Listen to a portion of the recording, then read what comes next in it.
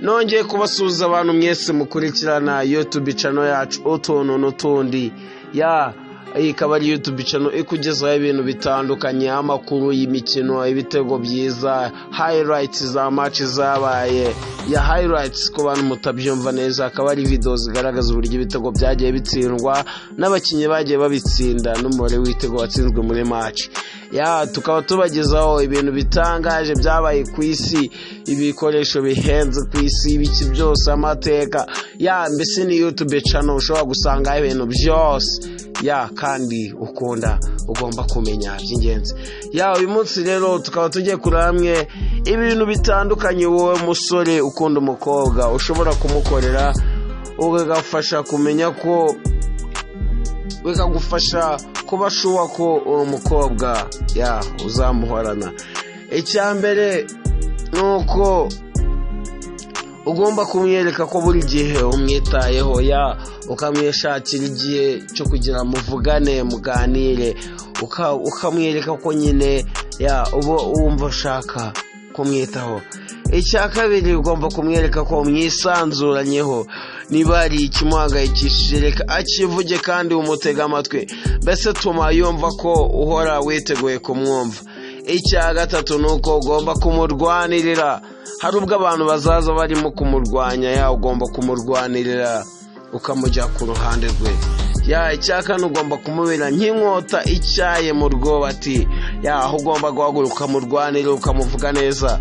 Icya gatanu ugomba kwitonda, kivuga ko itonde kandi umugaragarize ikinyabupfura, kumukingurira umuryango, kumuganiriza mu kinyabupfura bizatuma yumva urukundo.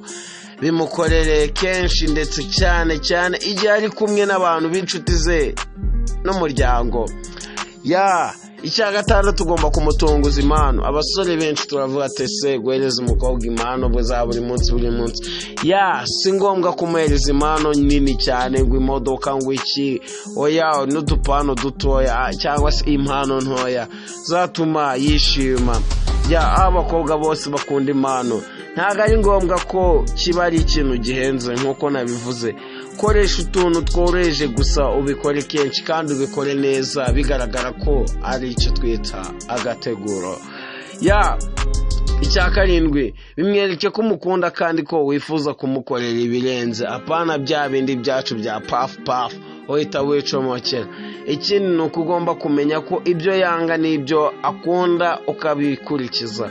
Abakobwa bose si kimwe, niyo mpamvu ugomba kumenya ibimushimisha n'ibyo yanga kugira ngo utazamubabaza. Ikindi ni uko ugomba kujya umushimira.